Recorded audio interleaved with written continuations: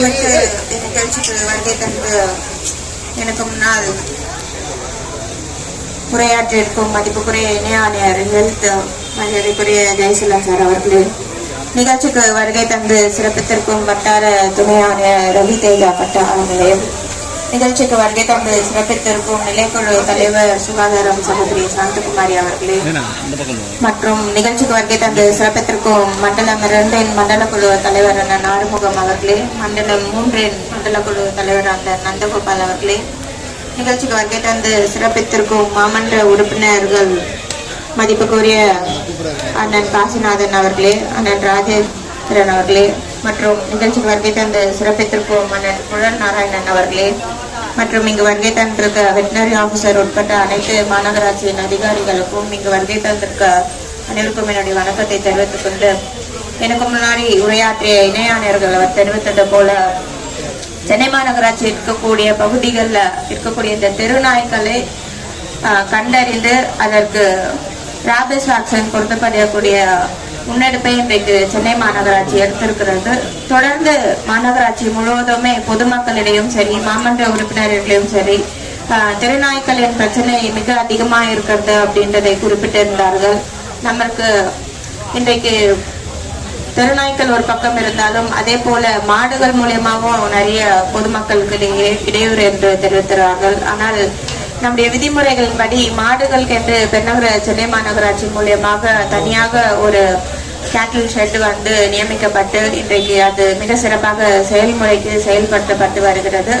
ஆனால் நாய்களை பொறுத்த வரைக்கும் நம்மளுக்கு சட்ட விதிகள் முறை இந்த மாதிரி தெருநாய்களை வந்து எந்த ஒரு பகுதிகளிலும் தனியா எடுத்துட்டு போய் வைக்கக்கூடாது அப்படின்ற விதிமுறையில் இருக்கிறதுனால இன்றைக்கு மாநகராட்சி சார்பாக இந்த வேக்சின் போடப்படும் சூழலை வந்து ஏற்படுத்தியிருக்கிறோம்.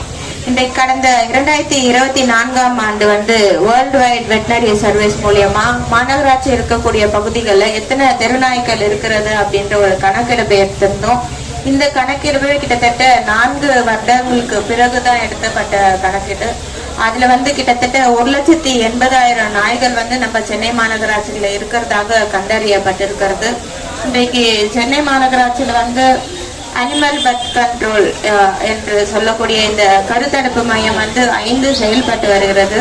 கூடுதலாக மண்டலத்துக்கு 1 என்று சில பகுதிகளில் வந்து கட்டட பணிகள் வந்து நடைபெற்று வருகிறது. இது ஒரு பக்கம் இருந்தாலும் சாலையில இருக்கக்கூடிய இந்த நாய்களுக்கு வந்து வேக்சின் போட வேண்டியது மிகவும் அவசியமாக இருக்கிறது.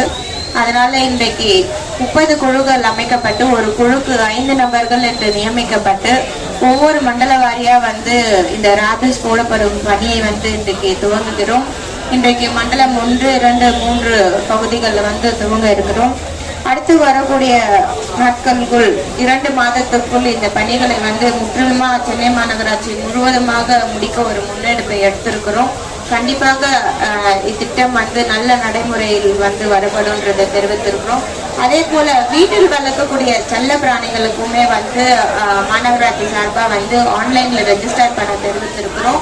ஸோ வீட்டில் வளர்க்கக்கூடிய செல்ல பிராணிகளுக்கும் வந்து நல்ல முறையில் வேக்சின் போடப்படுதா, அது எந்த சூழல்ல இருக்கு, என்ன ஏஜ் கேட்டர்ல இருக்கு, எந்த இடத்துல வந்து அதற்கு தொடர்ந்து ட்ரீட்மெண்ட் பண்றாங்க அப்படின்றது வந்து மாநகராட்சி சார்பாக மானிட்டர் பண்ணவும் ஆன்லைன்ல நம்ம வந்து ரெஜிஸ்டர் பண்ணுமாறு தெரிவித்திருக்கிறோம்.